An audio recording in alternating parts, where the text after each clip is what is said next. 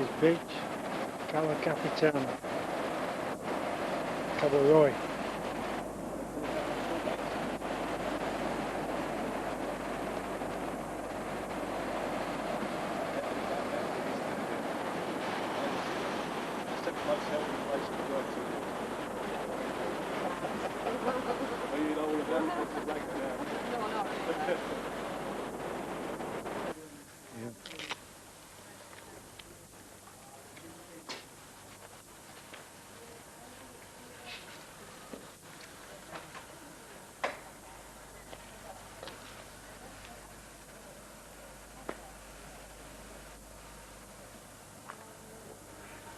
This is the finished product.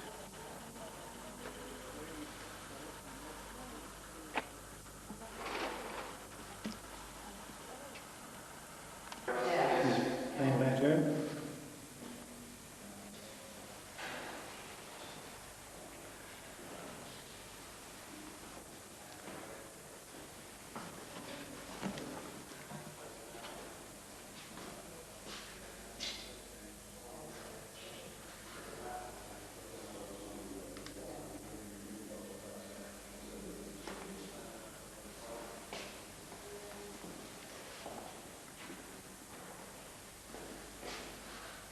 Small bedroom.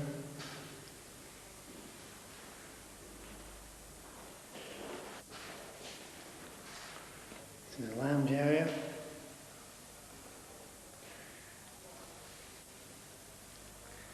Kitchen.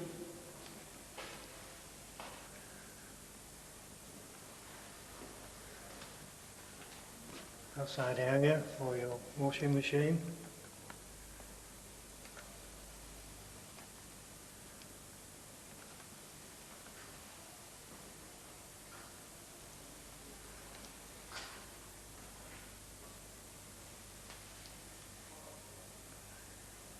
See the granite worktop there.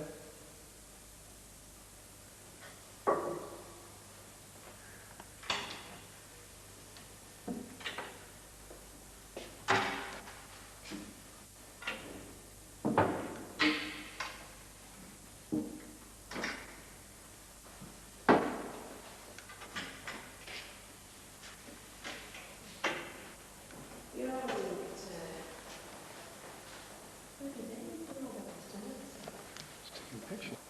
This is the roof area.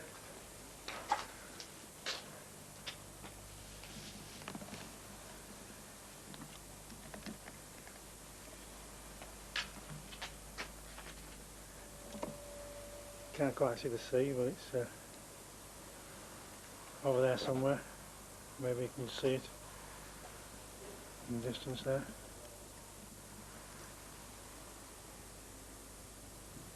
Within walking distance, I suppose.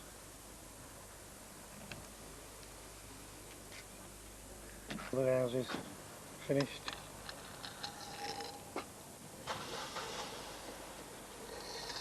Round about.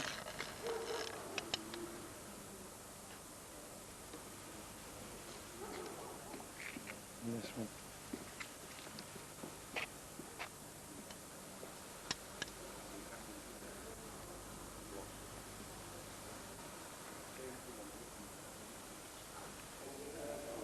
Notice towel cutting boards around. Just needs the battery lights.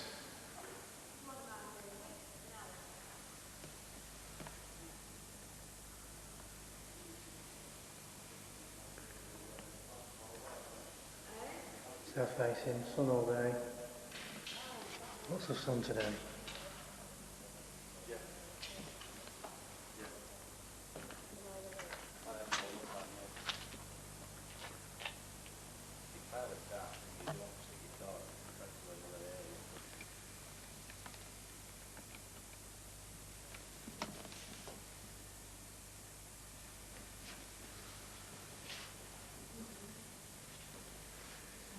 This is the same property. Finished.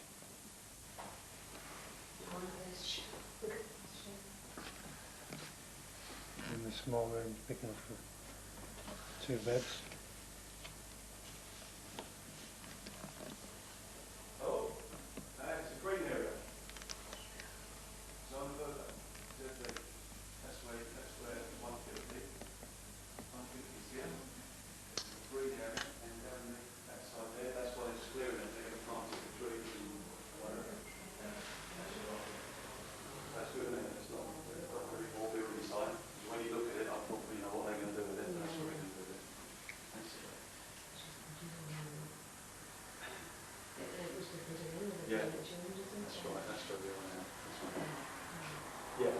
see it as it's done out. Because it gives you ideas of what you can do. That's right. Yeah.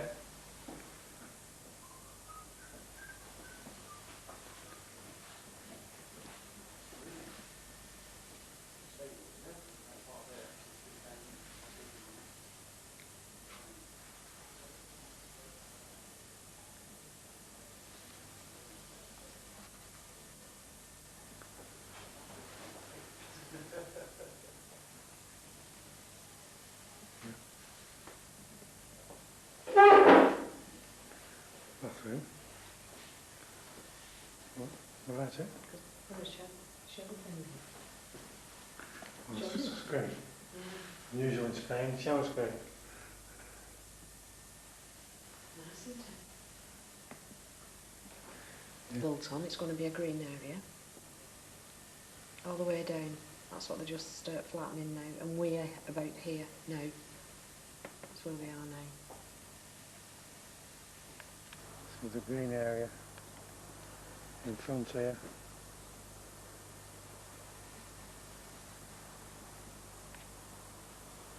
$150 we just looked at is in the distance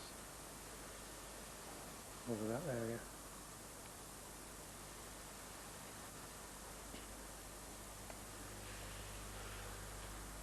And there you can see the sea. This is looking at this sheet here. There's good availability. That's the actual layout where they are. This one's here, yeah.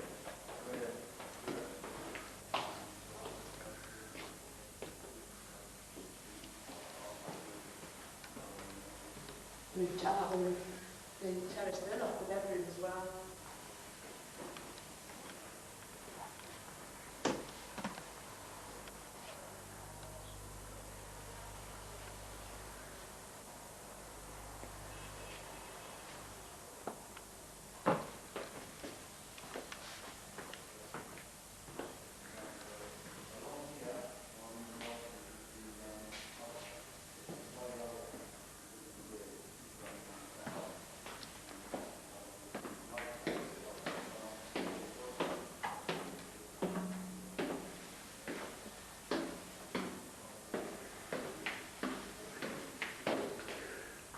Little boy's room.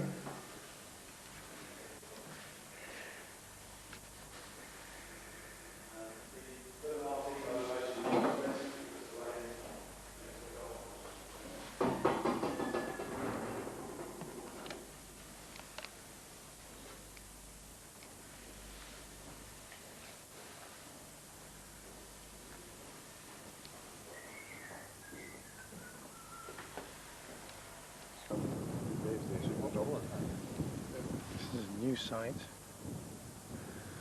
latest development, Villa Martin area.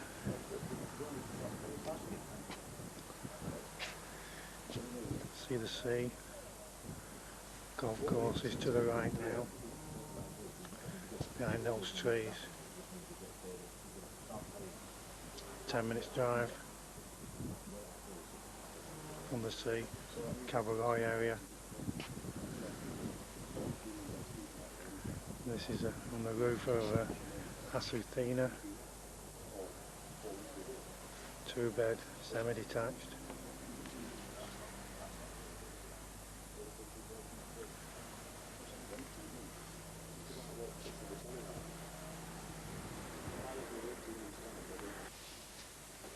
Well, that's the first one we've seen, you know, over in Murray.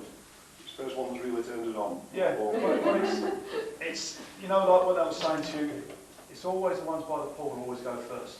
And the only reason that one's still there is because it's not a bigger plot, so it's more money than the Acton and Northern, because you've been looking at around about the 86 mark for one of these.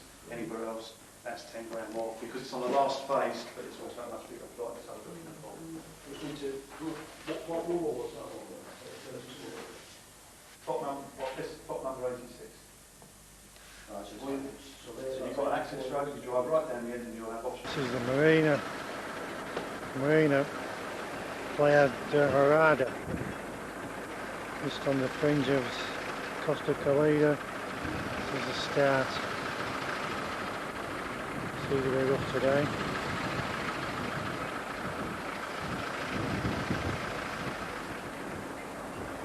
Contractors Day with a farming development in the distance there, which we're going to go to shortly.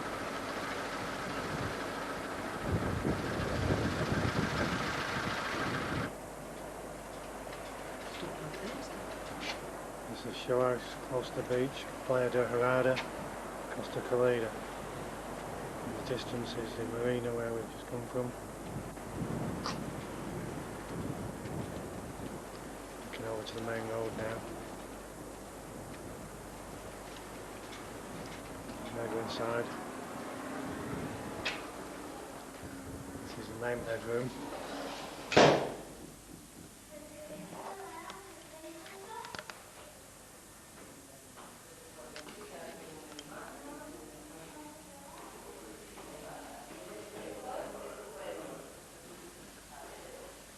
There's room number 2.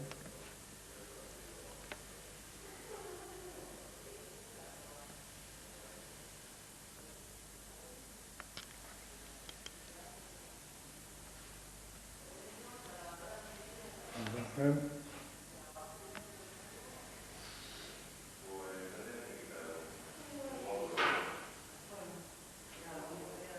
Normal towels. Aquí hay una habitación. Aquí hay una habitación.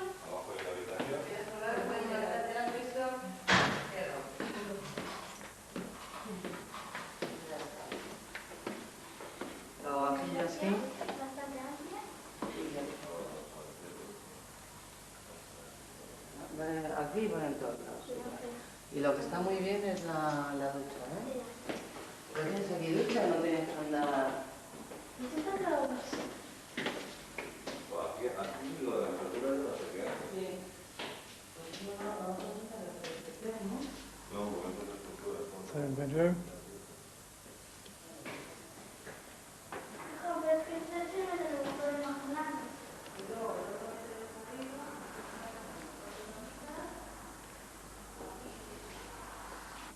And they've got little bridges going over them and all that stuff. This is a TM development. Real Mar, just an example. Communal pool. That means the community, this little community will pay for their own satellite system. So sometimes they'll all get together and chip in for that.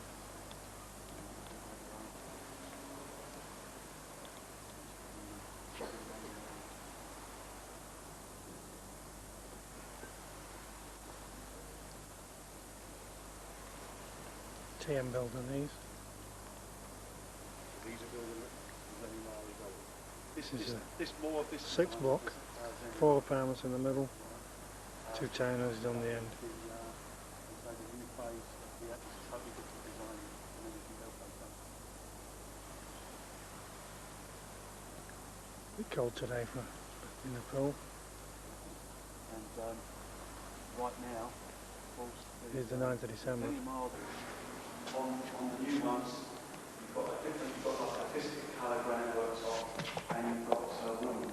Light colour wood, like modern style wood, with pewter handles and everything for the kitchen to stop them white. That's the only difference. Everything else is exactly the same. And so this one is 2 bed, 1 bath. The upstairs ones. The ground floor is 2 beds, 2 bath. So that's the only difference. And the upstairs, like I say, this one's 89,000. And you go out upstairs, go out there, and upstairs to the bedroom.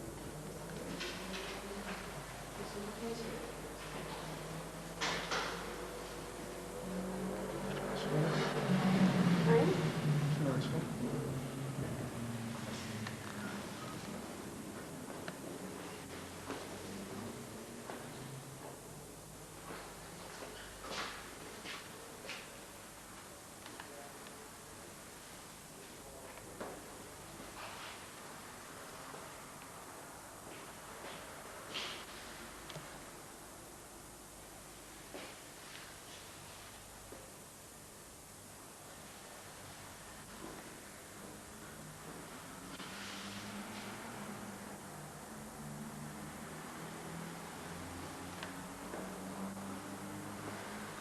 This is a 2 bed, 1 bath, upstairs duplex.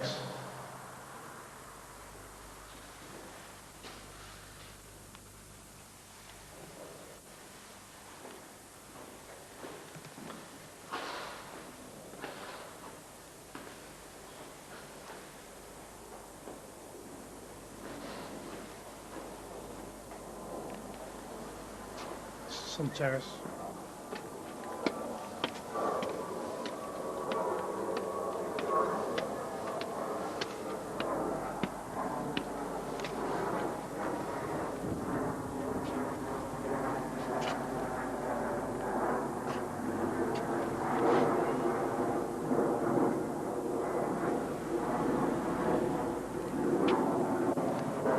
You know, it's all about the TM side. Just gone playing flamenco.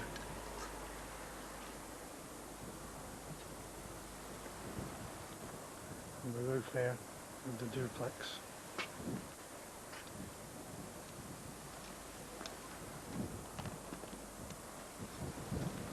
Looking out to the established communal pool, tree planting area, and green area.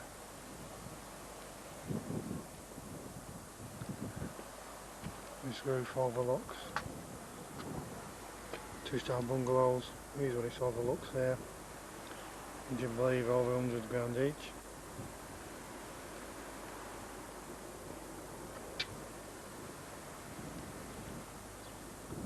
All lawn gardens.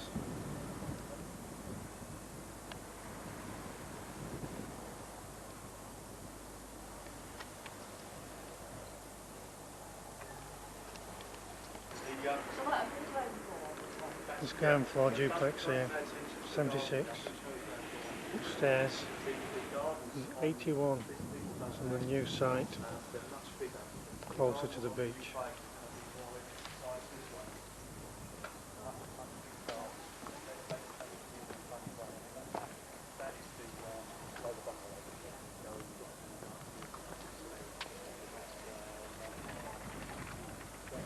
This is what the new site will be like when it's finished. At the moment it's just open space.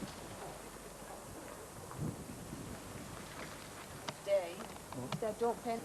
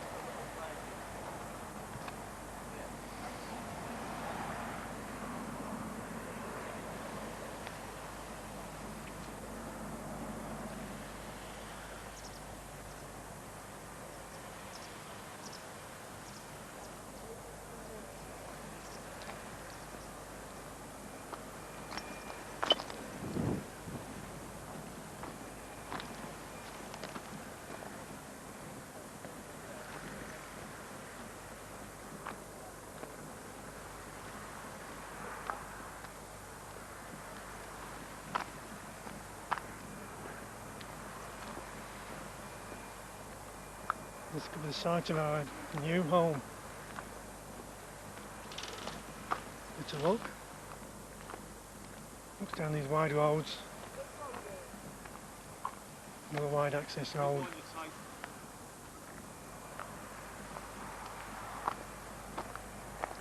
See the motorway in the distance. Access to Alicante, half an hour. Toll to the corner.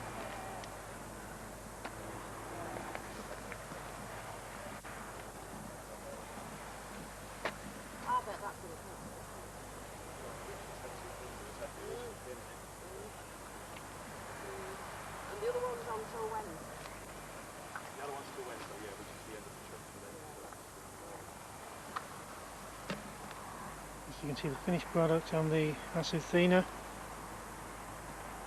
We'll be looking at one on the left hand side over there, facing these. Further down here we've got detached properties, 150 grand stuff, various stages of development. We're now going over to look at the edge of the site, surrounded by the green area.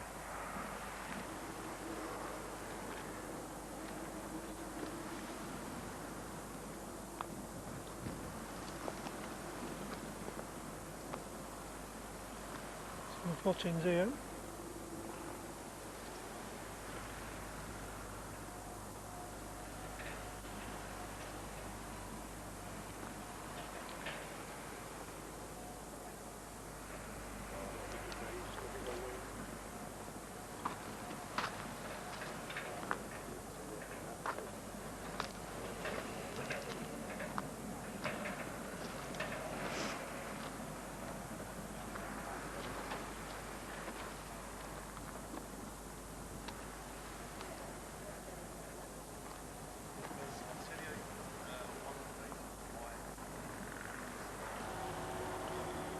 This is a new plot from Wide Street.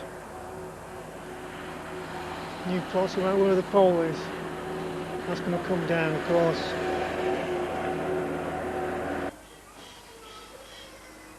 Change of plan. This is another plot. Some kind of property.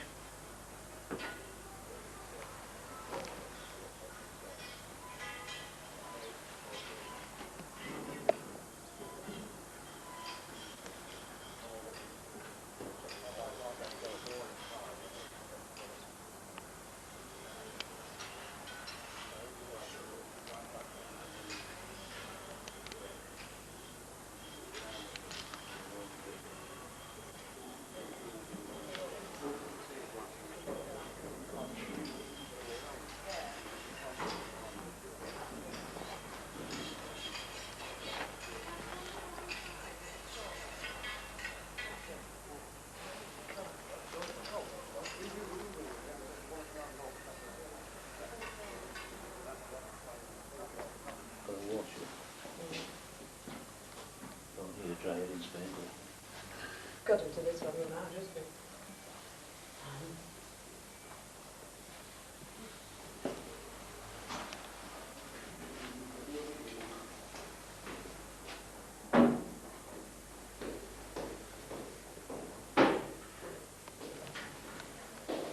Yeah, that's right. This is about 24 by 18 lounge. Yeah.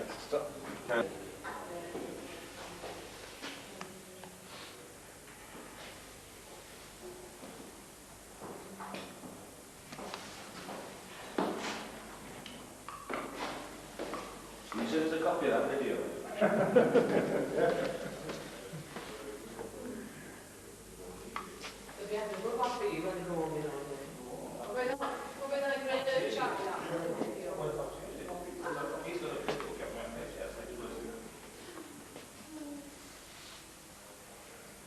Yeah. No, I'm laughing at you. This is about 12 by 15. Yeah, just on for a thing, so we can have a turn.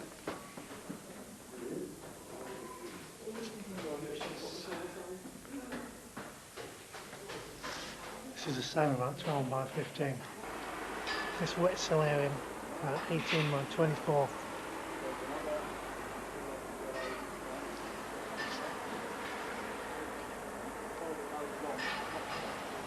Nice garden on this one, but afraid doesn't come with the plots we're looking at. This is the shores. You can see over the road the development in this area. This is Villa Martin with a golf course. So developments.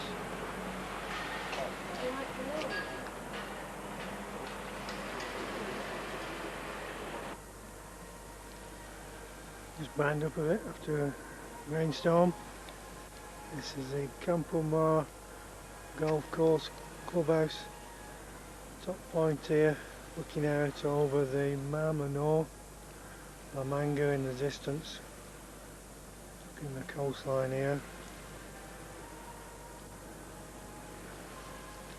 Very picturesque, you can see around for miles.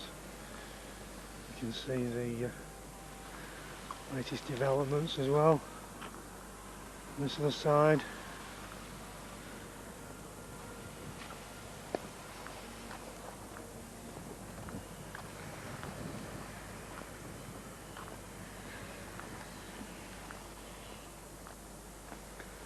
Over to the coast again, latest build. All these will be sold. Very annoying. Very expensive. It's here today, despite the weather. These are the first tee over there. This is probably the best in the area.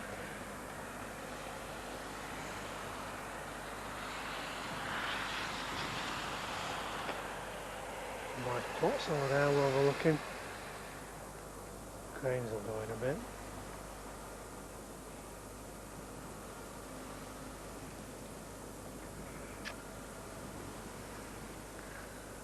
Golfers below there looking for balls.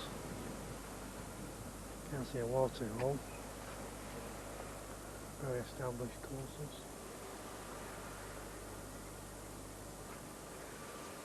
Back to the clubhouse here.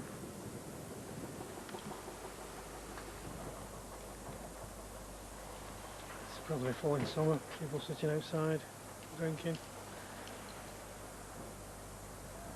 It's a bit dull. It's just finished raining. The entrance, Backyard Park. Obviously, winter's day, nobody out. Gorgeous clubhouse. It's a good thing.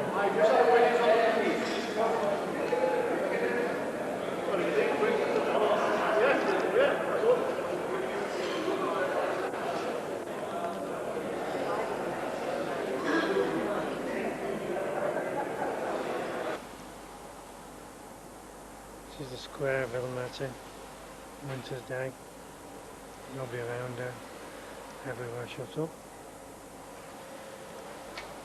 There's a pub here, closed up everywhere.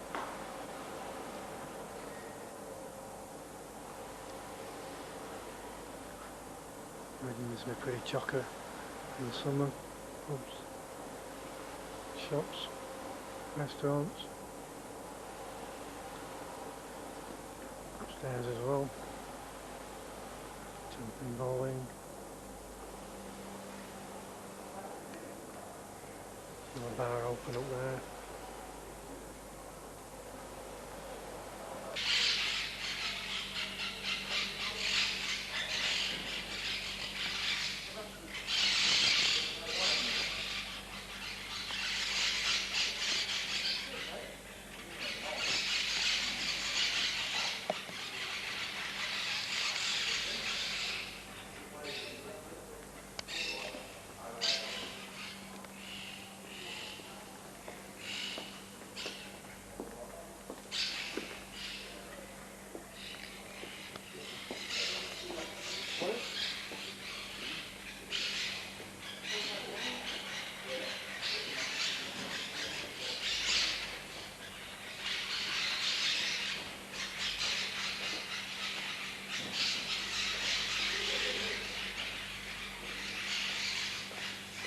It's the feeding time.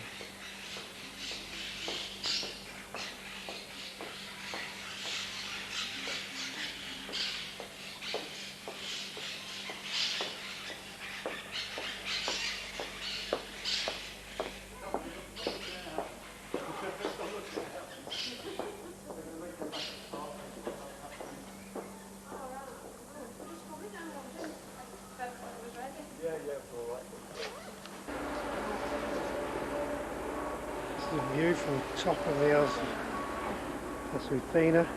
This is the solarium area. This is for completion in April. Looking out over the rest of the site to the sea.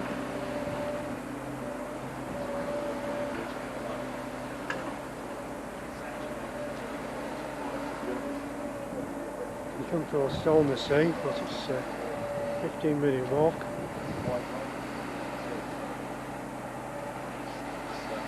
Spanish workmen very busy, no manana around here. No adats either.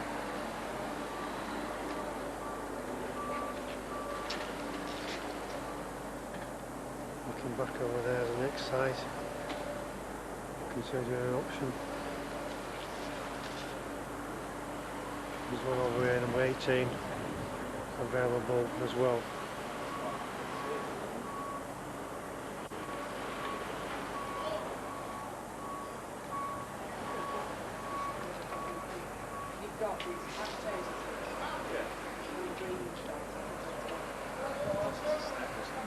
Little charged at the top. Detached houses at the back in the distance. Just them downstairs now. These are the houses.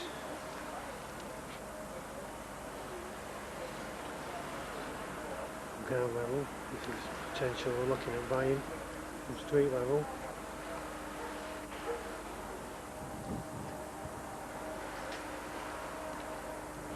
This is plot number 41. £88,000 equivalent, semi.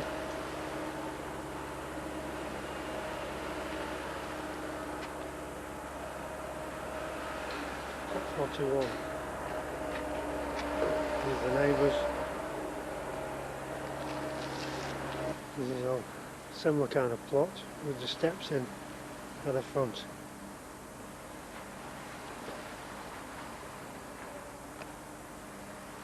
Cleared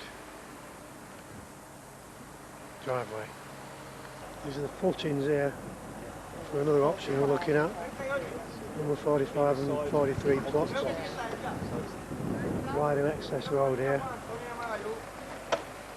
in front of some detached properties, and a wider access road going down another line for the two feelers. Lines drawn here for these two plots as well. It's going to be a 4 block. You see the lines theoretically drawn across. Yeah, this is the main one we're looking at.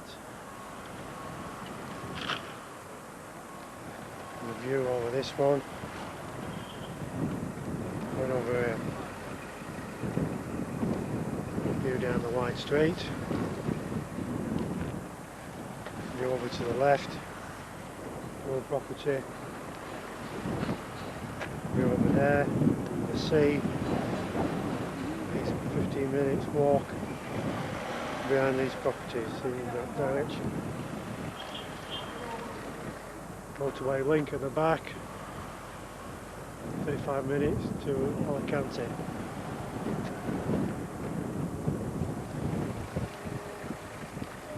The options here are, this one is 93,000, this one is 92,000, previous one we looked at, almost finished, 88,000. We have an established street, we're looking at the size of the plots.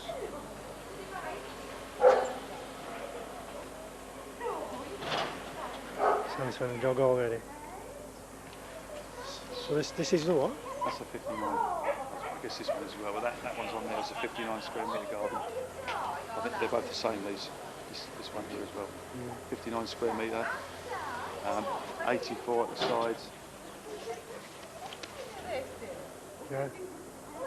They've just got a space on the side there, haven't they? That's the difference. Yeah. They've not, Yeah. Right. The fronts are going to be the same, aren't they? Yeah, yeah.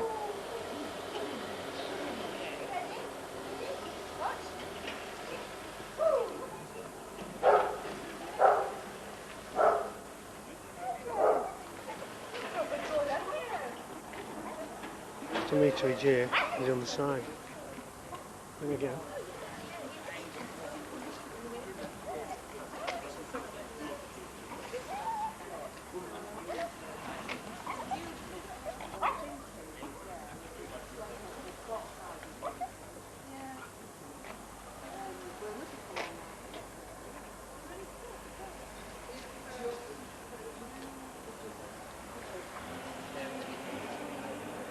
This one in front's called Squabbles.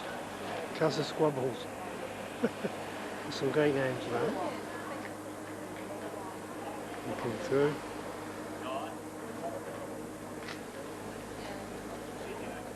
The Marbella bungalow, does this?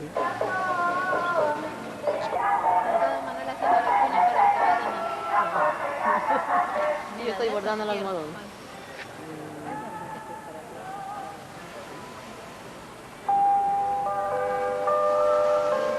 Washing on the line there.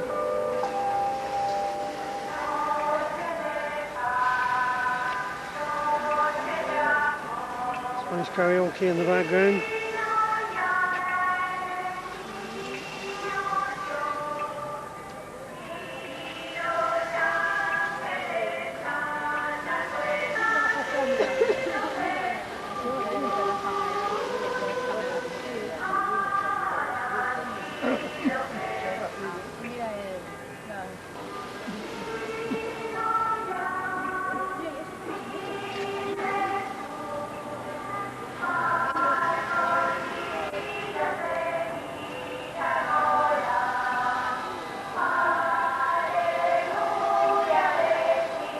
These are live plants.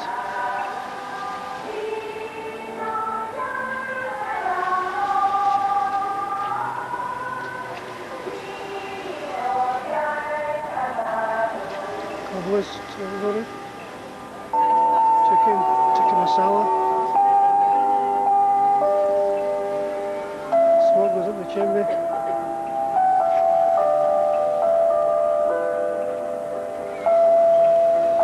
Lamb stew. Lamb vindaloo.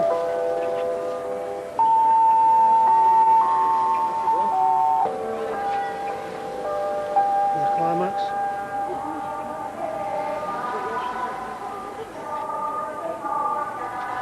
Three Kings, and we lost.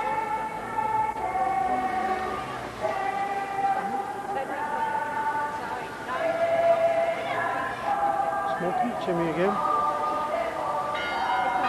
That's what a taxman here.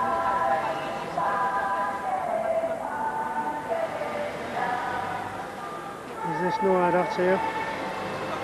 Took a long time with that saw. Yeah. There's a $10.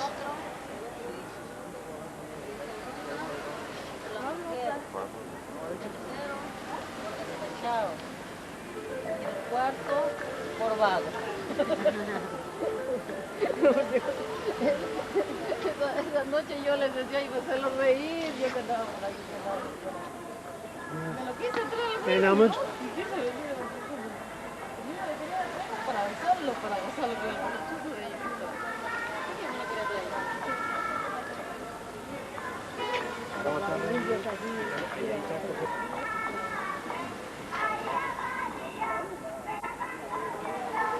Floodlights come on now.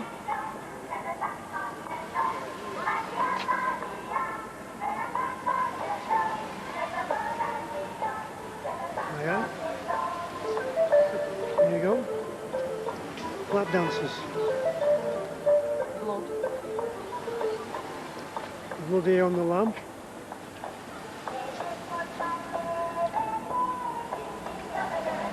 That's real.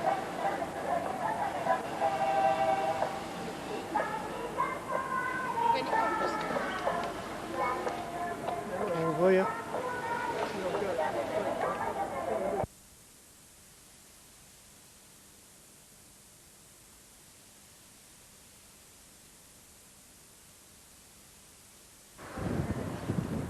Here we are.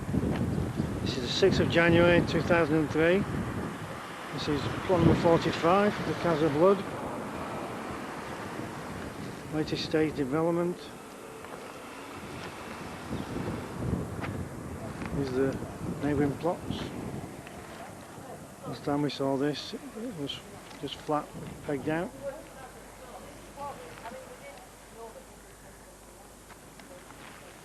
Just turning full circle here, showing the view from our place.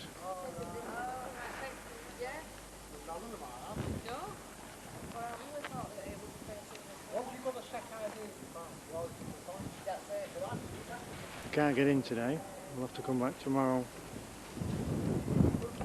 Yeah, Sandy with Stuart and Angela.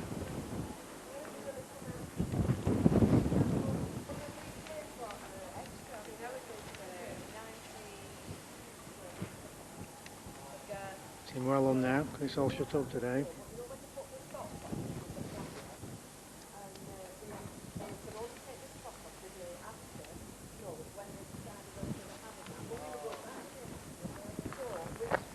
This is the apartment block behind.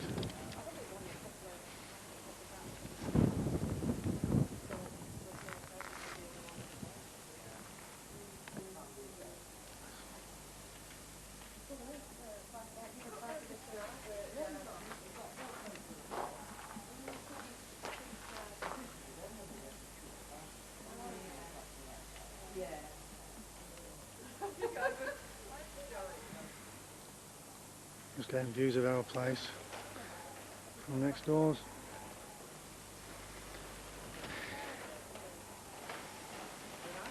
So we can't get in our property.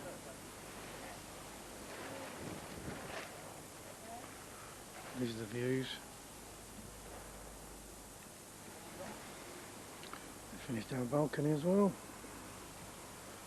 There's the area and roof space. So this will be a similar view from off our property. And then we'll Quarto Cinco.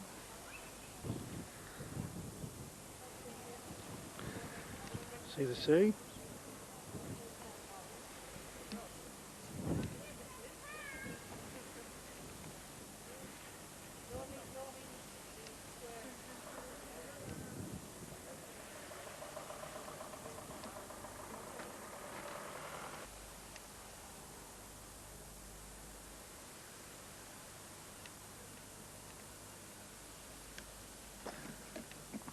It's quite a day for the 6th of January.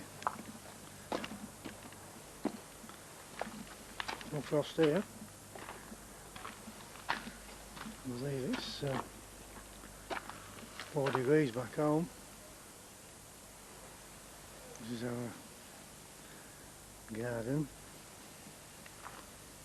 Bit of work on here.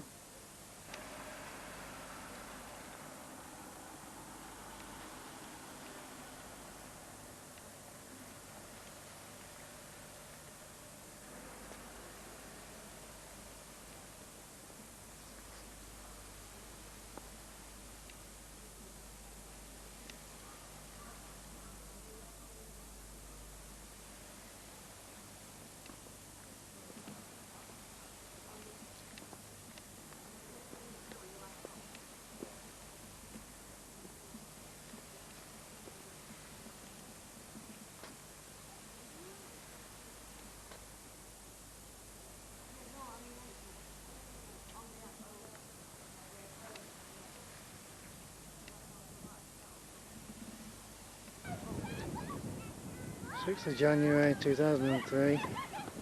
Here we are, Lefenia Beach, just outside Cabo Roig.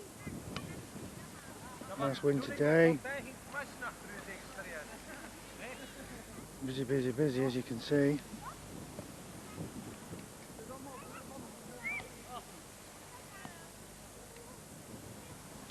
Just going to go for a coffee now in the coffee bar up there. Lifeguard's on his break. Nice houses here.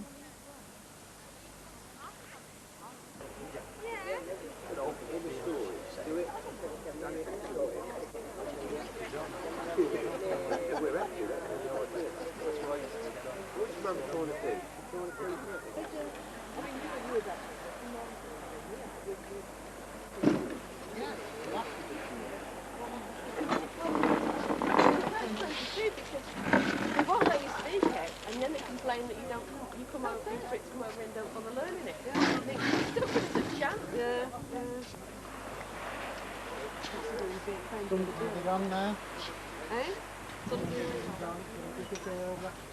Almost sunset now.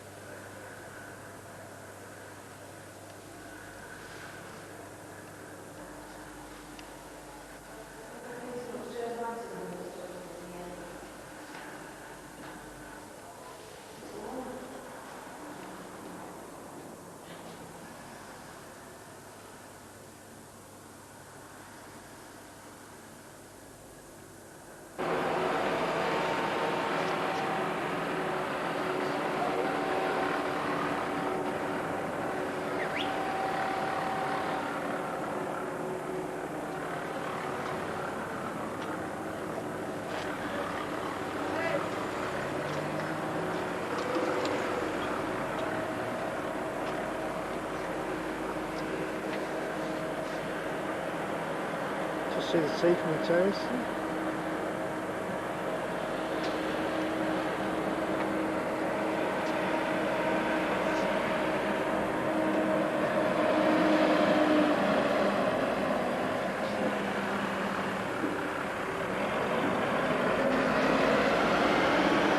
We have a space area on the terrace.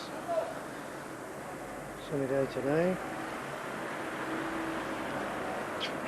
This will be our view from our sun terrace full circle. Sun, and sea.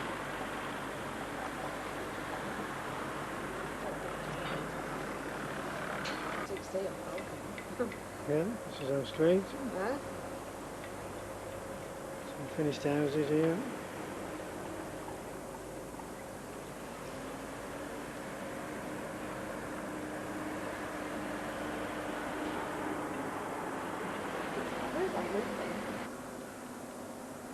One bay tiles in the bathroom, changing to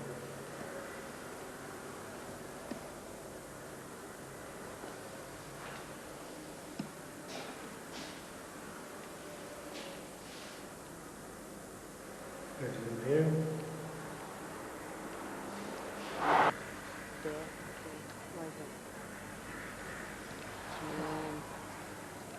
The official wall for completion, won't it?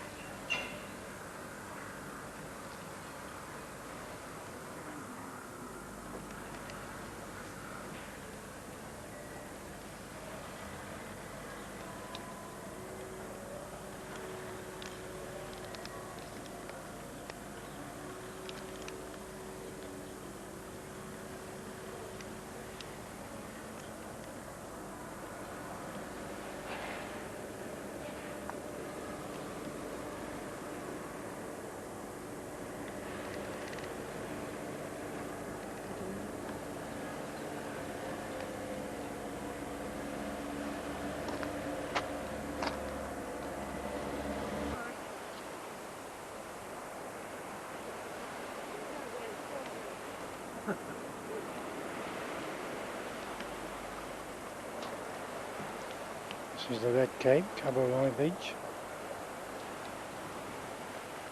6th of November 2003, 3 o'clock in the afternoon. Sunbathers. Blue sea, blue sky. Athenia Beach.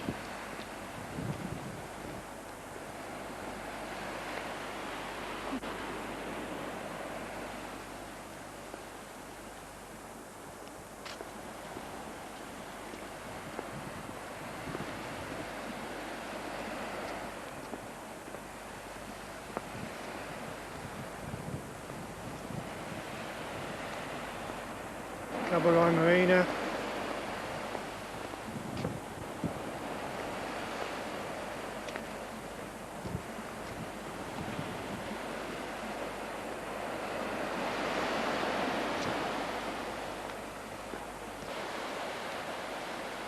Busy winter's day, Cabo Roig Beach.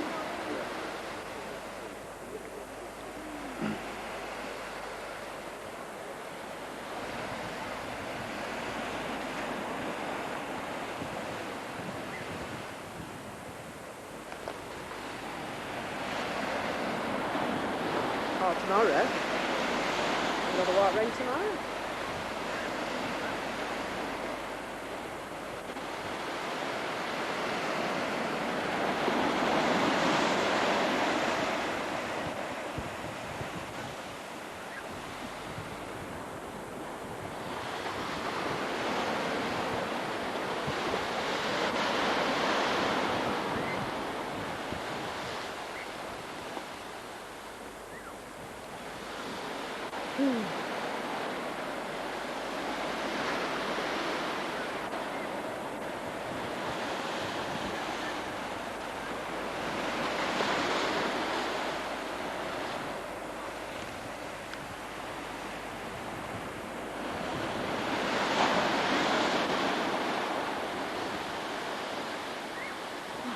And this says after the date in Spanish, Siete Enero. Good, eh?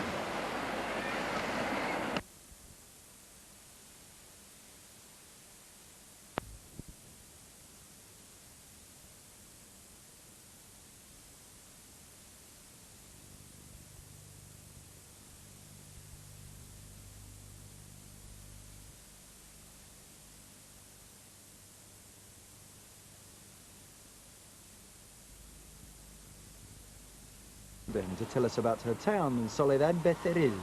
¿Cómo es el carácter de su ciudad?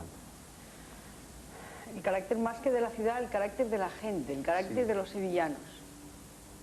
Es un pueblo, el sevillano, hospitalario, es un pueblo abierto, que acoge bien siempre, históricamente, no solo ahora, siempre ha acogido bien a las personas de fuera, hasta el punto que la persona de fuera, cuando pasa un tiempo aquí, se convierte inmediatamente en sevillano.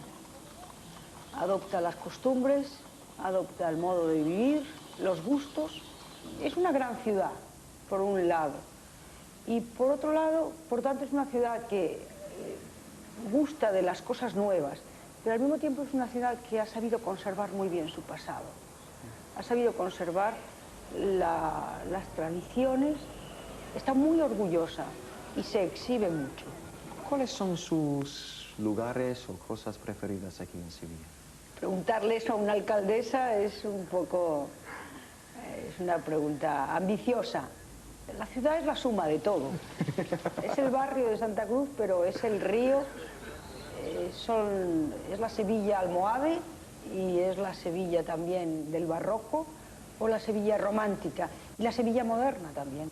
Y Sevilla de 92, de Sevilla de moderno. Y las obras del año 92 de preparación de la Exposición Universal también es una parte muy importante de Sevilla porque fueron unas obras de enorme importancia que han cambiado la ciudad. Desde el punto de vista de la infraestructura han cambiado la ciudad se ha modernizado mucho.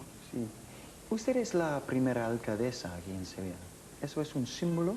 Es la primera vez que hay una alcaldesa sí. en Sevilla y es un símbolo, sí, es un símbolo para muchas mujeres y es un símbolo en España que haya varias alcaldesas en capitales importantes, en grandes ciudades. Es un símbolo de cómo la mujer española ha dado muchos pasos en los últimos años hacia adelante, cómo han cambiado las cosas en España. Yo fui la primera ministra mujer, sí. La primera ministra en el gobierno también en el año 81, ¿no? Y eso es todo un símbolo de cómo ha cambiado España y cómo está cambiando, sí.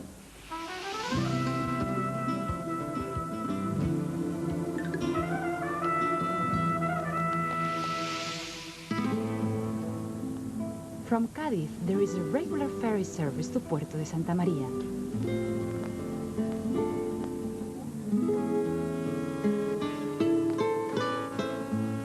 The captains, Juan and Pepe, have been running the service without a break for nearly 70 years.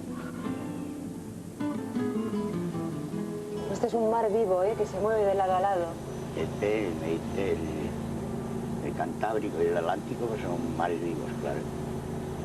Sin embargo, el Mediterráneo es mucho más tranquilo, más pacífico. ¿Desde cuándo llevas el vaporcito? ¿Cuándo vinisteis? Pues desde el año 29, el año de la exposición de Sevilla. Y oye, el primer barco que teníais era el Adriano I, porque este es el Adriano III.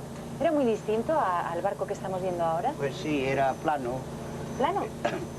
Era más bien plano por abajo, no tenía calado debido a que esta parte donde vamos ahora pues había poca agua. ¿Sí? Y había que salir con las mareas, no se podía tener un horario fijo. O sea que dependíais de las mareas para salir. Sí, claro.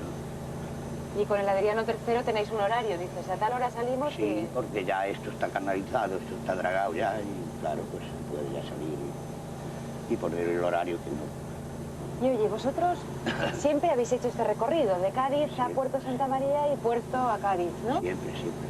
¿Y qué transportabais por esas épocas? Pues en aquel entonces se transportaba vino para el embarque aquí en Cádiz, se transportaba fruta, se transportaban cosas así. ¿Y las personas normalmente se movían con el vaporcito? Sí, claro, es que no había más medios. Había un tren al día y eso pues no era suficiente para el transporte de mercancías. ¿Y te gustaba navegar más antes que ahora? Antes había otra aliciente, era otro aliciente diferente, no el de hoy. Hoy, pues, más que nada, pues son turistas que uno no conoce y antes era personal que conocía uno.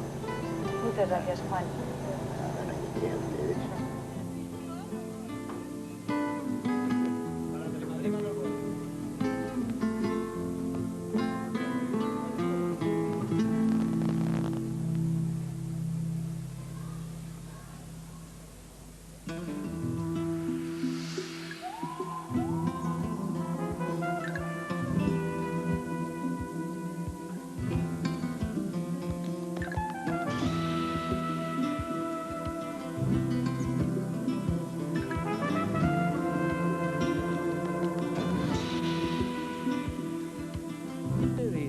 Be a Gardener starts Thursday the 6th of February on BBC Two. In this morning's Languages Zone, part 5 of Spain Inside Out, and it's party time. The last programme celebrates at Seville's frenetic carnival. Then you can make good use of your knowledge of the country and learn the language in Talk Spanish 1 and 2. Find out how to say hello and how to order a drink. And talking of drinks, it's fiesta time.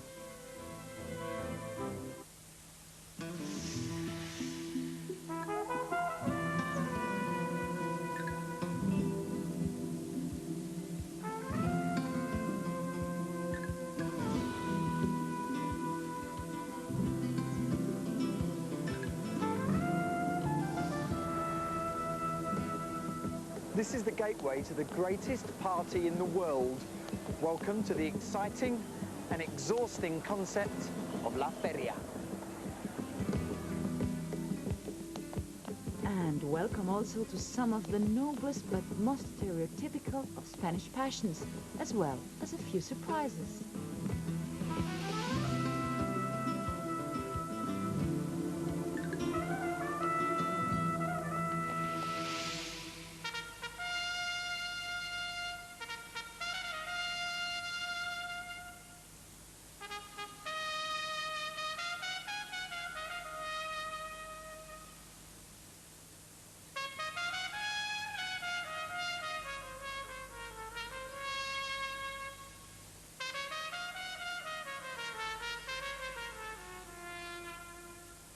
It seems to me to speak volumes about the deep and the dark side of the Spanish character that their Fiesta Nacional, the corrida, is a celebration of death.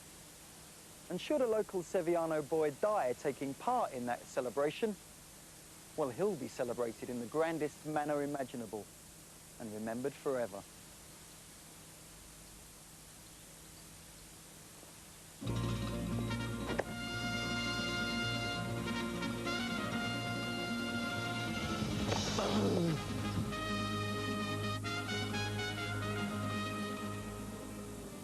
The latest local boy to join the celebrated ranks of those who prance and kill on the sand is Luis Mariscal.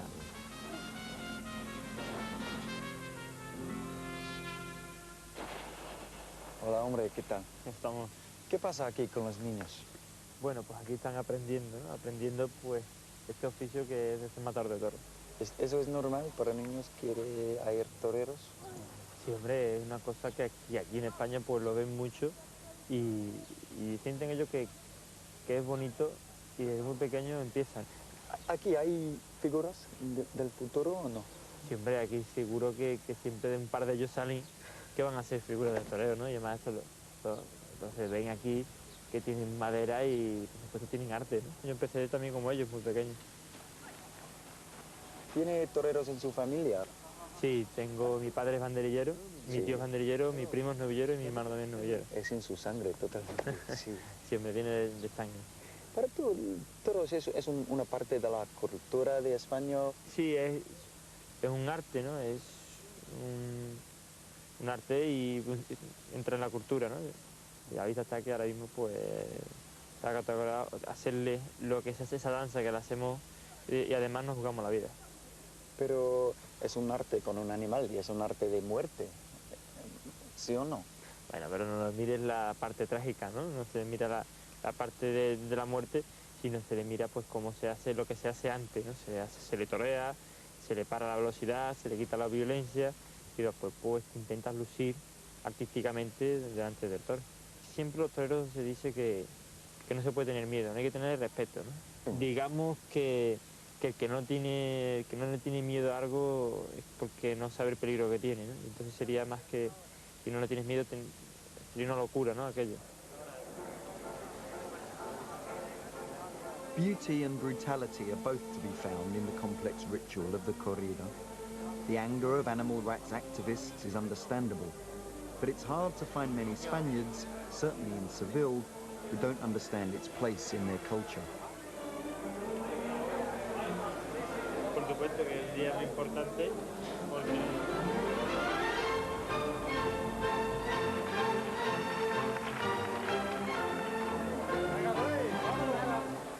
Not a sport, but a tragic spectacle where death always comes at the end. It appeals across the social spectrum and is a large part of the intense theatricality of feria. This was a big day for Luis, but it didn't go entirely his way.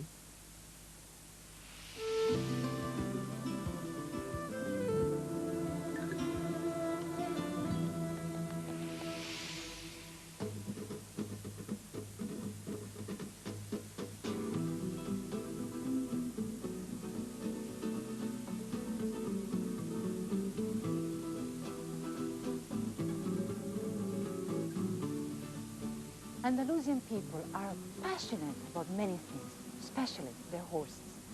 But horse lovers from all over the world come here to Jerez to see the unique Andalusian horses. Francisco José García has been riding here for 14 years.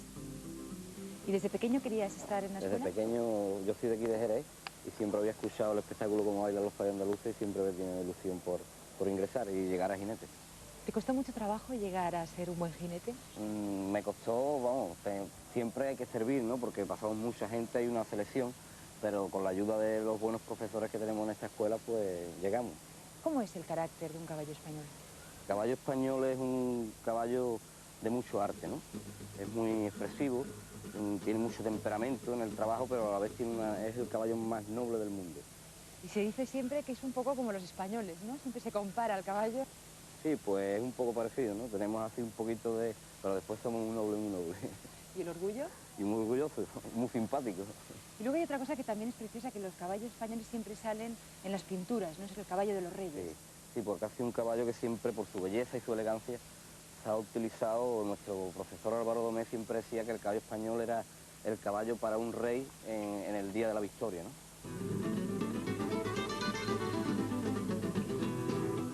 Por primera vez en España el caballo andaluz ha llegado a poder participar en los Juegos Olímpicos.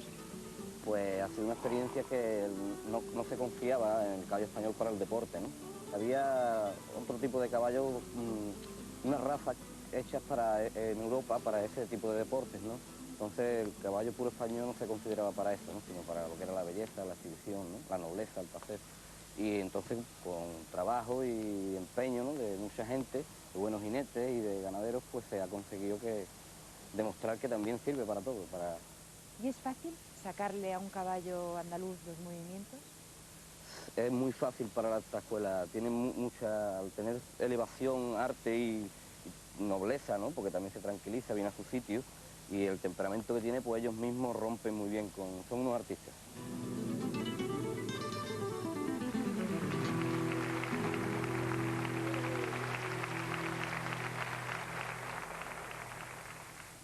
Jerez, it's also famous for its sherry.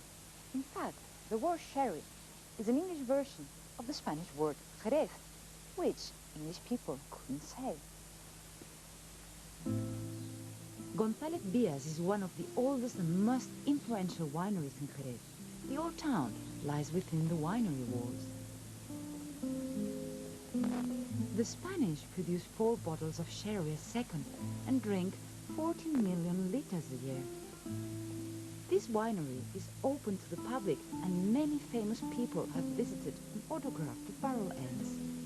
Jerez is without question the capital of the sherry-making world. I will be enjoying the type known as Manzanilla when I visit Sanlúcar de Barrameda later on.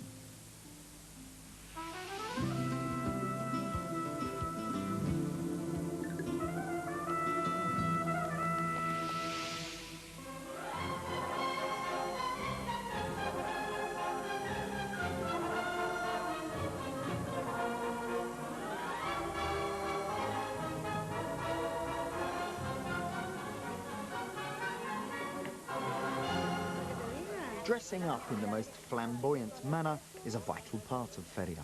So I went for some style tips to Doña Esperanza, whose family have been making feria dresses for 150 years. ¿Qué cosas son más importantes por el traje para hombres? ¿Para hombres? Sí. Importante es los botos, el camisolín con encaje, Claro. y la chaquetilla corta. Tengo. Sí. Ese es totalmente tradicional. Sí, Esto es el traje típico andaluz del hombre. Y la traje de feria por las mujeres es muy importante. Antes se han llevado corto, Sí. a media pierna. Ahora se lleva largo, ya hace muchos años que lo estamos haciendo largo, porque como estamos las mujeres, por estilizarnos, porque antes la mujer más gordita se llevaba más, y ahora no, ahora tiene que ser delgadita.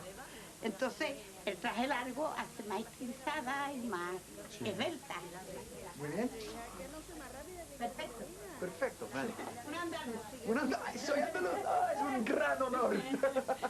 Soy andaluz. I'm really happy, I'm andaluz. A celebration of all the grand Andaluz passions, Feria has grown from a simple horse fair to a vast, non-stop extravaganza of showing off. For the week of Feria, Seville moves out here, lock, stock and sherry barrel, to this vast temporary town of casetas. I guess we'd call them marquees, and they're owned by companies or associations or families. This is very much a family affair, which is why I brought mine. And if you've got any family in this part of the world, you come here for a week of non-stop preening and posing and partying, night and day. That's Feria. Come on, kids.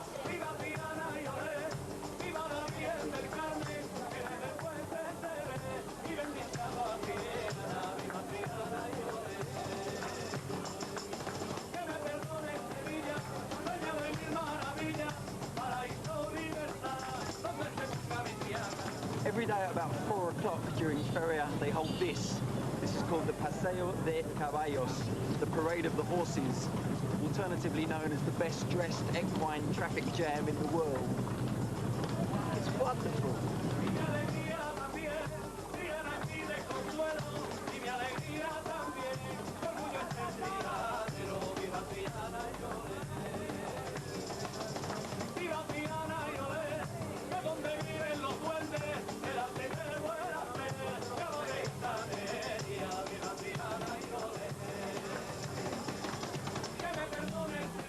As well as the correct gear and a carriage to carry you around, you need an invitation to a caseta, where the private parties go on day and night.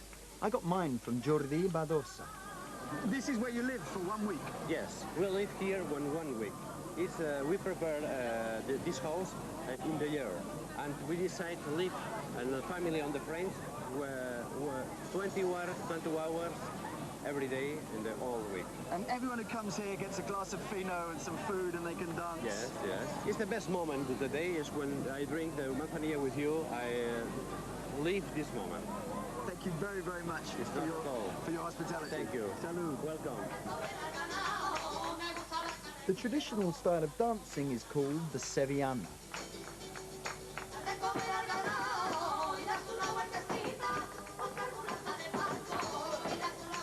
Now, I'm no expert, but I can wave my arms around if a beautiful woman asks me to.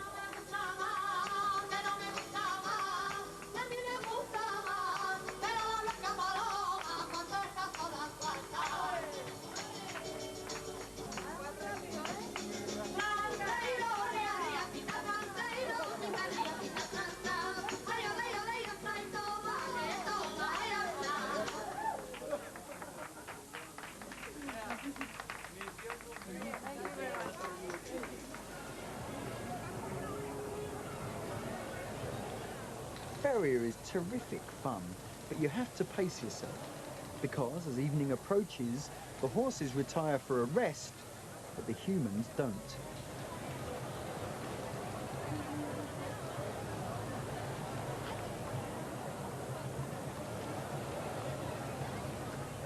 The mood changes, and so do the men into modern attire for the serious session of revelry to come.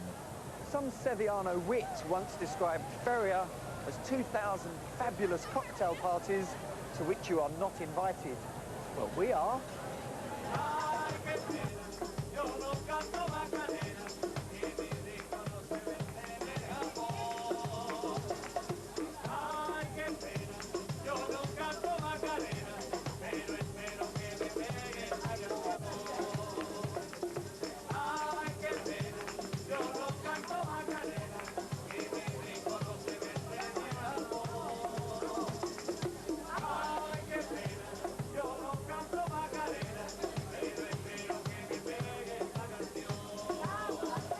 ways, this extraordinary collective outpouring is just the ordinary way of life in Spain taken to extremes. These people are always hedonistic and narcissistic. They're nocturnal, they're affable, voluble, sociable, and downright unstoppable. This is going on till dawn. I'm going.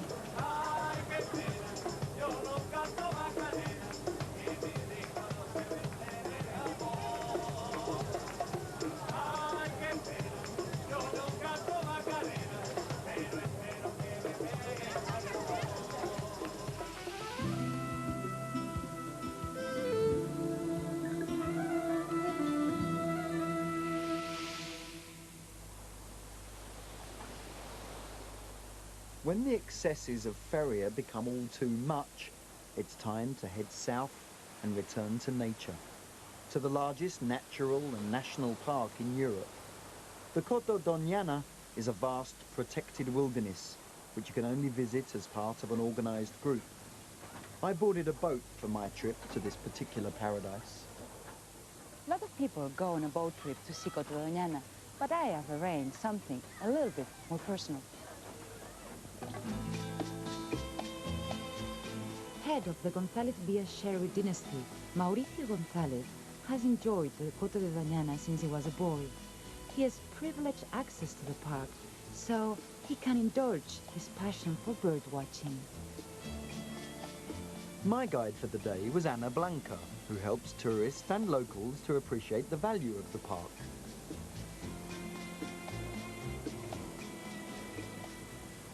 There are many children on the boat today. Is that normal? Yes, of course. They need to learn what we have here, what is Doñana, what is the difference between national and nature park, and that is the reason why we have everyday children here on the boat. What's the difference between a national park and a natural park? In the natural park there are more economic activities allowed than in the national park. For example, in the natural park people can enter with a permit. It's allowed to hunt, to fish, there is agricultura, there is beef cattle, but the main object of the national park is to preserve the wildlife and plants.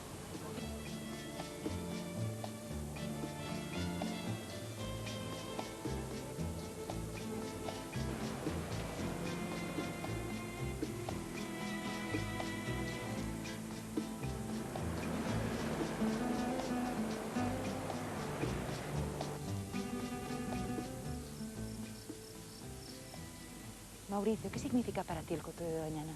Pues mira, es un poco difícil de decir, porque yo llevo un contacto directo con Doñana hace más de 50 años, pero quizás sería donde descubrí la naturaleza en toda su belleza, pero no solo los árboles y los animales, las personas aquí de Doñana. Doñana es un trozo de naturaleza realmente excepcional. Y bueno, pues está ligado con Doñana más de 50 años y sigo disfrutándolo como el primer día. Y tanto es así que además pasaste tu luna de miel en Doñana. En efecto, nos casamos, dimos una vueltecita corta por ahí y nos vinimos a la naturaleza. Y estuvimos un mes aquí, Milagro y yo. Pasamos un mes delicioso aquí, como te podrás imaginar, el sitio, ¿no? Porque la palabra coto significa un sitio donde se puede cazar. ¿Y aquí se puede cazar? No. Pues entonces ya quitamos coto y ponemos Parque Nacional de Doñana. The people live here. There seem to be houses here. Well, this is the houses of the families who came here to work before the park was declared a national park. This was a hunting place used by royal families, and a lot of families from San Luca came here to work, but nowadays only 4 families. And also, I see they have a television. Yes, but here there is no electricity. The TV works with the battery of the car. To cook, they have a little gas cooker, and the refrigerators works with gas bottle. Oye, Mauricio, qué forma más curiosa, ¿no? La de los pinos. Están como retorcidos. Sí, están retorcidos por el viento. Aquí hay un viento dominante, que es el poniente, y los tuerce mucho porque crecen muy despacio.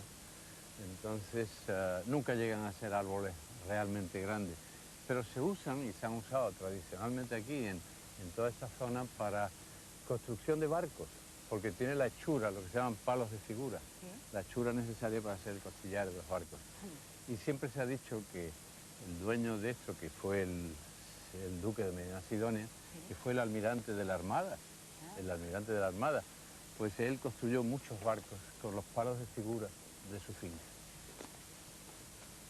So Anna, the man who lives in the house, is he the man who does the charcoal here? Yes, this is the man, the charcoal man. He comes only when they have to make the charcoal. And what are they? Those are the boliches, the ovens where the charcoal is made. And they are made with trunks of pine tree, but he is not allowed to cut down the trees because it's a national park. Sure. And the aim of the park is to preserve the plants and wildlife. So they collect only the dry one, the trees that they have fallen down, or the ill one. And they put, you can see the big one inside, outside the thin one, and after the trunks they cover with dry vegetation, and after the roots they cover with sand. And on the top they make a hole in order to breathe, but it has to bend very, very slowly, between 7 or 10 bends. Mauricio, hay muchos pájaros en el coto de Doñana, pero ¿cuáles son los que podemos ver aquí? Aquí, este es uno de los sitios más interesantes, pero claro, depende de la hora del día. De madrugada se suelen ver más pájaros que estamos viendo en este momento aquí, pero lo que estamos viendo, pues mira, son flamencos. Allí volando, pues esos son 2 espátulas. Creo que se dice que algo así como 6 de cada 10 aves que hay en Europa se han avistado aquí en alguna ocasión. Creo recordar que por encima, casi una por día, 361 aves se han avistado en Doñana en el tiempo que se recuerda, ¿no? ¿Tú crees que el coto está suficientemente protegido del ser humano? Sí, hoy día yo creo que está, digamos, segura. Lo que pasa es que la presión es enorme. El gran problema es la presión, por ejemplo, en quererlo visitar, cosa que es lo más natural del mundo. Es un parque nacional, pues es una cosa pública que debe poder ser visitado. Lo que pasa es que hay que controlar muy bien esa presión de visita. No podemos olvidar que la naturaleza la tenemos que conservar para el hombre, pero contra el hombre, en el sentido de que el hombre sigue siendo el mayor enemigo que tiene la naturaleza, ¿no? There is something very affecting about the enormity of the emptiness here, and about the way that the elements, the river and the land and the sky, kind of blend into one, just tiny tonal differences. There's also something very Spanish about the way that the minute you get a moment's peace and quiet, they burst into spontaneous flamenco. Silence is like a vacuum to the Spanish.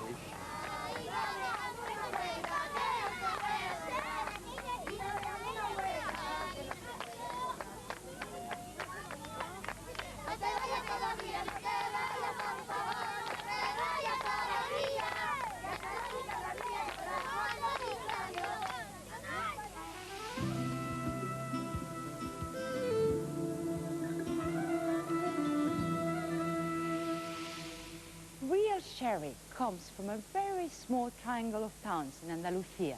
The type, called Manzanilla, is unique to Sanlúcar de Barrameda.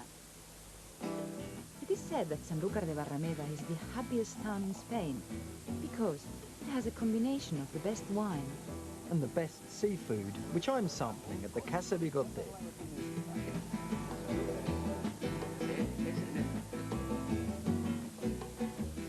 One of Sanlúcar's biggest wineries is Bodegas Barbadillo.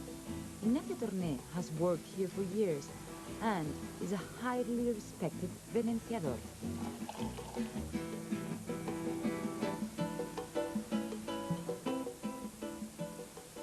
¿Qué es venenciar? Bueno, venenciar es una cosa que hacemos los aquí del marco en pequeña exhibición y al levantar la mano y venenciar, que se llama esto, pues en la manzanilla se oxigena. Y es una cosa que gusta a casi todo el mundo. Esto es como el toreo o como el arte, y hay que hacerlo tranquilo, despacio y relajado para que todo el mundo que esté viendo pues le dé una matiz, una cosa importante, que ellos se queden con ese recuerdo. ¿Qué pasa aquí? ¿Eso es ajo? Ajo, laurel. Laurel, sí. Y la harina que ya se le ha echado, vamos a echarle un poquito más. Harina. ¿Y aceite? Aceite de oliva. Sí. Y todo eso es de aquí, ¿sí? Todo de la zona, todo de aquí. Las almejas. Vale. Las almejas, Son de aquí. De aquí, de la zona, Sí. Del corral. ¿Y fresca de hoy? Corral. Sí. Mucho ajo. Cada cocinero con su librito, ¿no? O sea, el vino. El vino. Vino blanco, manzanilla. De manzanilla, sí.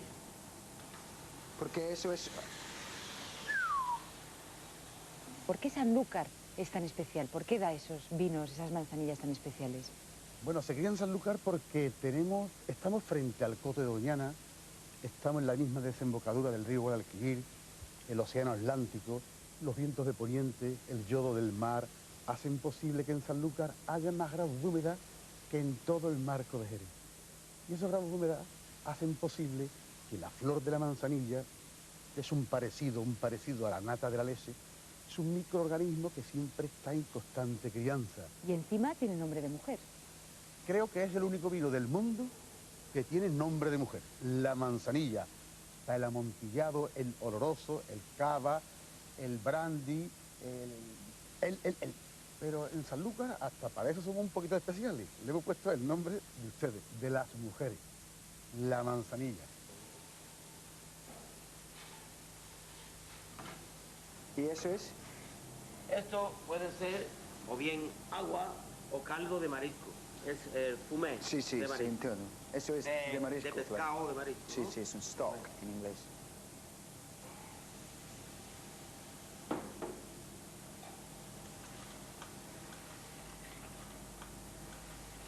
Ahora esto se tapa un poquitín, ¿no?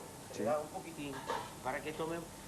¿Durante cuántos minutos ves? Pues de momento que la almeja abra, ya está... Sí. Como ves, la almeja al ser muy fresca, pues abre muy rápido.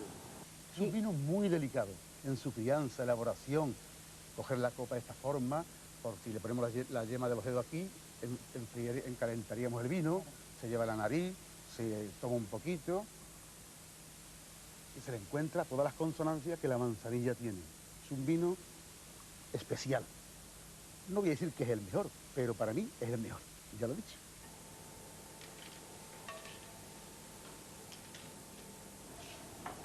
Muy bien. Cuidado que quema. Oh, wonderful.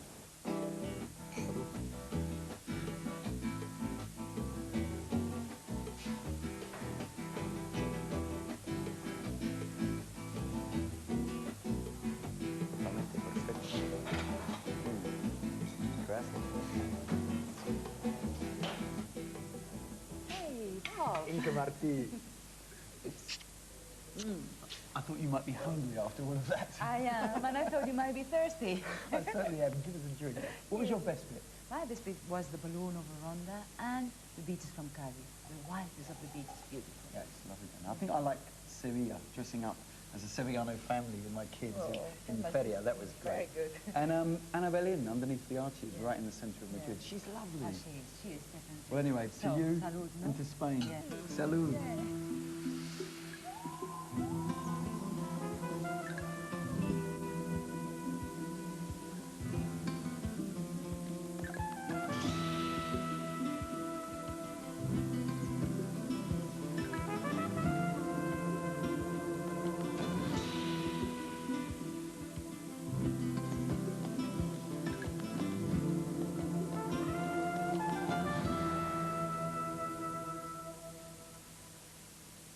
I hope you're going to invite me to Spain again soon. Salud.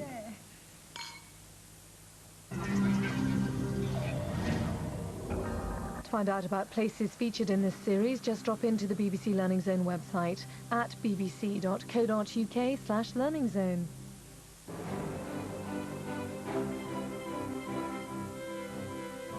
A chance now on BBC Learning Zone to learn the language of Spain. 2 short programmes coming up. Talk Spanish 1 teaches us what to say at introductions. Cut material to help you make the most of this language course. It's available from booksellers.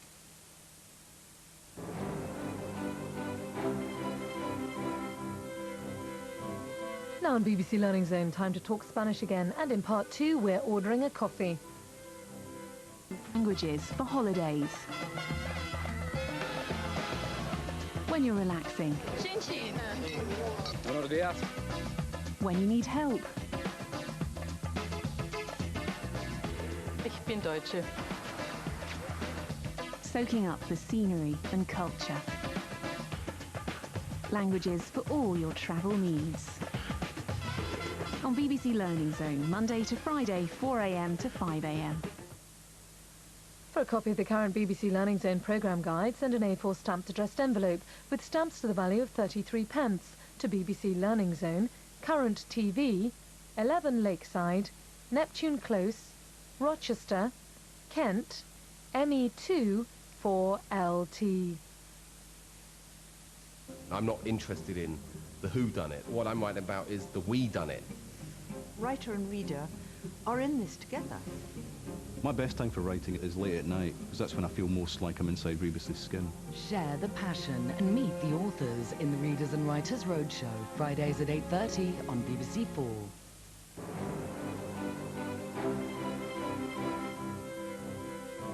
Getting to know more about working in the arts now on BBC Learning Zone, with 2 hot pursuits checking out jobs in the music business.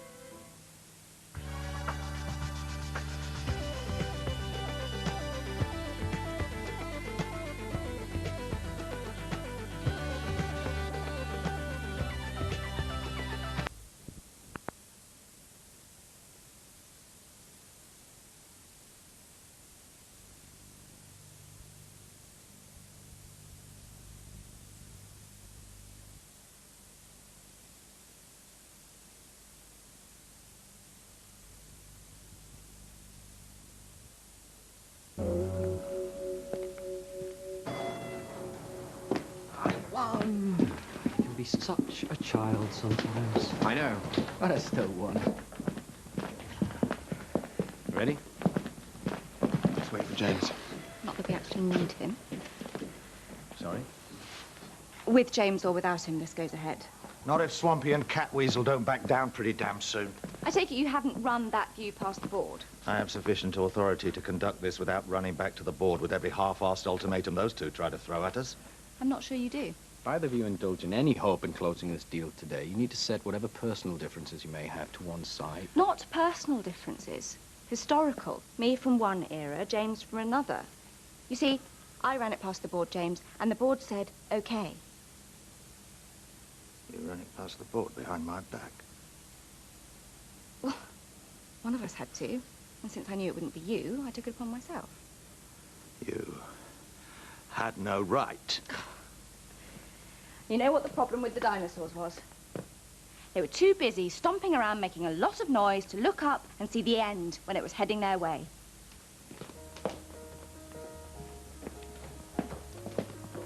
Go with her. What do you go? James. James. I mean, haven't you noticed the way she's been watching you throughout this entire negotiation? Making mental notes of your adherence to the company's new philosophy? She's assessing your performance, James. When we started doing this deal, you were driving this thing, and Sarah, she was riding shotgun. But as it's gone on, you have forced her to report your behavior to your superiors. She's always on a mobile to someone, you mustn't know. What do I care who she talks to on a telephone? Yeah, but the dynamic between you and Sarah's shifted, James. Don't you understand? You need to rethink where you're going on this, because if you keep up with the old school my way or the highway, I promise you, you'll negotiate yourself out of a job.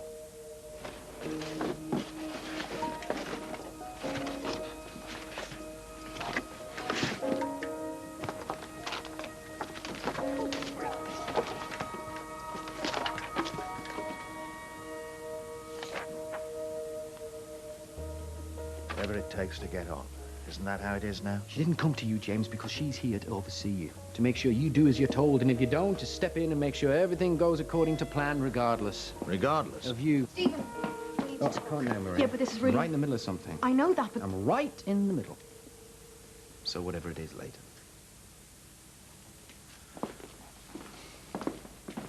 As your lawyer, I seriously advise you to think very carefully about what you're going to do next. You're not my lawyer. You're Imperial Oil and Petroleum's. And as their senior negotiator in my building, I'm still answerable to you.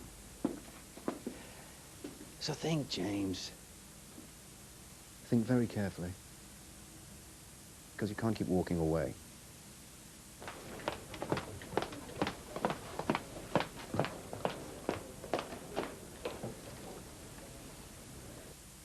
This will be the end of you. You know how this works. If I was 10 years younger, I'd take her on. But there are less and less of people like me in this game, and more of people like her, unable to tell crude oil from olive. If I take her on, there'll be another 10 right behind. Smarter, slicker, even less smiles, and even more knives. Why don't we sit down for a bit? Come on, sit down. I don't think so. You know, the last thing this world needs is another oil exec who thinks the way she should treat people is without respect.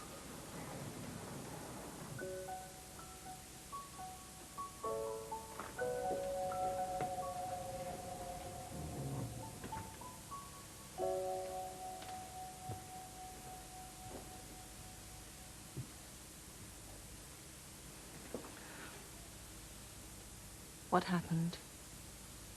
I found something in Ocean Gen files that I thought Stephen should read, and he wouldn't even take a look at it. And that's why you're under a desk. Yeah. Your hair that way makes you look older. Did he even notice? A man in turmoil at the apparent end of a long marriage. Your boss, your mentor. It's high risk, Maria. I hope you know what you're doing. Look, if you've moved out to make him miss having you around, may I suggest you make him miss having you around by showing him how good a lawyer you are, not how emotionally fragile.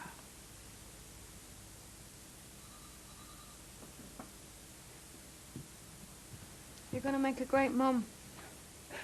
I should do. The amount of practice I'll get around here.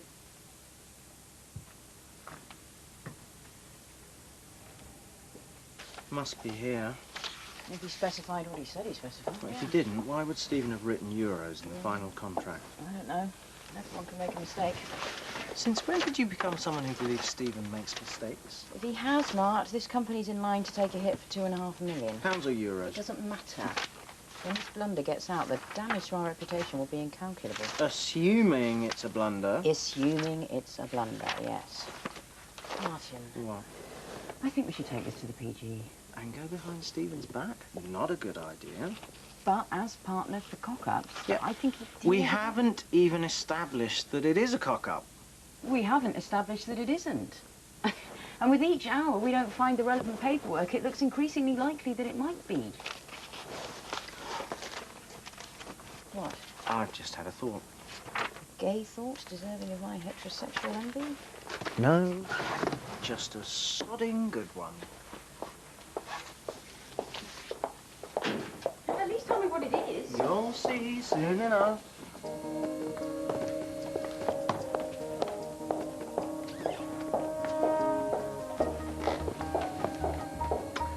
Oh, yeah, picking out the troublemaker for special treatment, eh?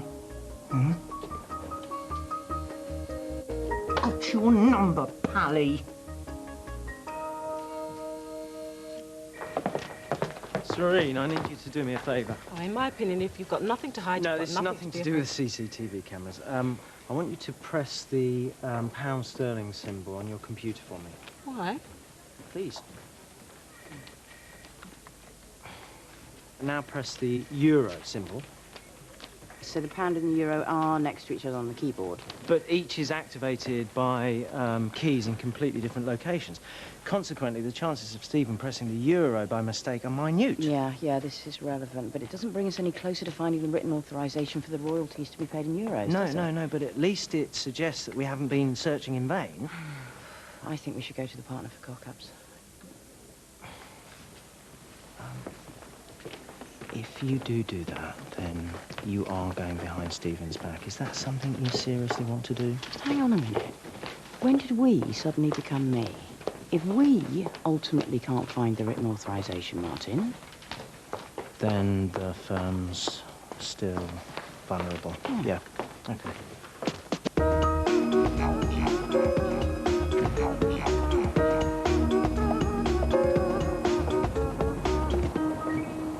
I wanted to turn this roof into a garden retreat, rattan matting, comfy chairs, exotic foliage. But I was voted down by a rabble with rasping coughs who wanted to keep it as an ashtray. Ah, democracy.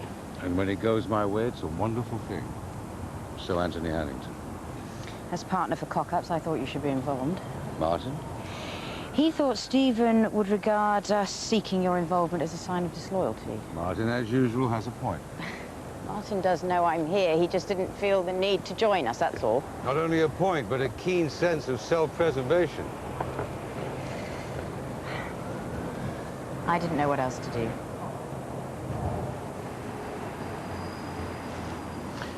Nine times out of 10, guess which senior solicitors come to see me in regard to concerns like this? I don't know, Alan. Solicitors with legitimate concerns? Solicitors who, for one reason or another, have lost faith in their partners. 9 times out of 10.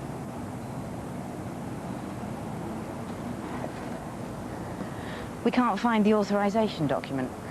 Documents occasionally go missing. It doesn't always herald the end of the world.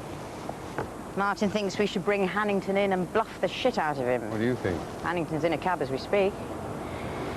We gave him the impression that we wanted to discuss an agreeable settlement. We didn't tell him it would be agreeable only to us, obviously. So you didn't ask to see me about Harrington? No. But Stephen, he's been under enormous pressures recently, both personal and professional. I know. Forgive him. You don't know what he's done? It's a principle. And a principle means I don't need to know.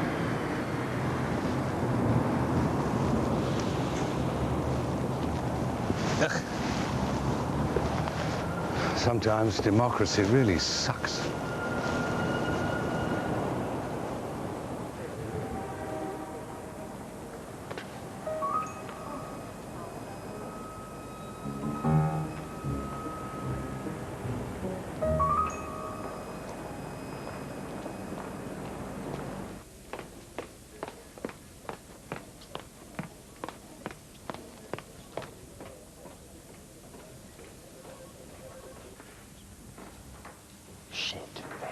They walk. They won't. So we keep on there.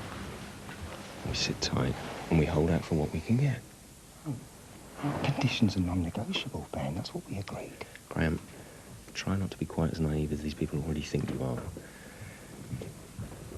Now look, you and I both know there isn't a single thing on this planet that isn't ultimately negotiable, including the planet. We're relying on you. Don't screw this up. Relax, mate.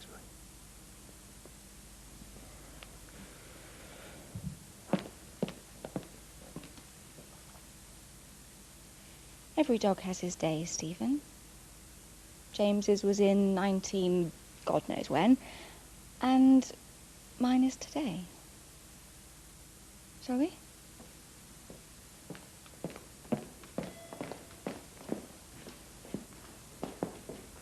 All right, Stephen. I'm listening. Stephen, I don't think these papers are important. I know they are. Emails correspondence between Sarah Duncan and Ben Stokes lining Ocean Gen up for acquisition. Further back, emails from Ben about members of the Ocean Gen board susceptible to being persuaded about the acquisition by Imperial Oil and Petroleum.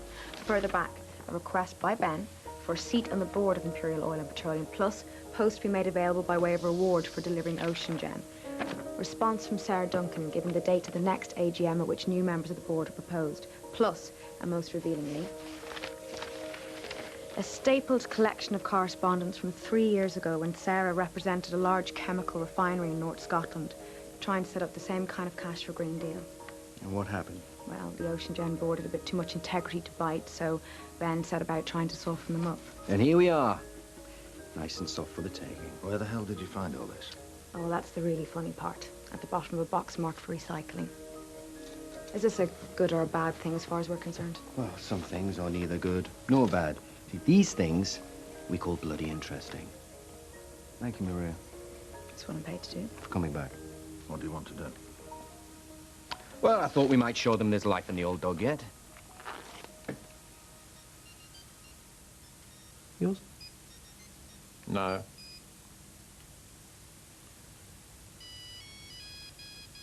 Yours? No. How about... That comes with the model. You have to download mine from pay sites on the internet. Of course. Sorry to keep you, Mr. Hannington. I've just come from a meeting with a senior partner about this rather unfortunate situation. Does he concur? Yes, he does. Shall I do the honours? Why not? I sincerely hope your firm isn't going to wriggle out of its responsibility over this. At Cooper Fozzard, we don't wriggle, Mr. Hannington. Good. Otherwise, I'd be forced to sue. Sue away. Sorry? Sue away, Mr. Hannington. I beg your pardon. When Stephen Bradley wrote that your Southeast Asian royalties were to be paid in euros and not in sterling, he did so in good faith, according to your instructions. He did not. Prove it. I don't have to. Oh, but I'm afraid you do.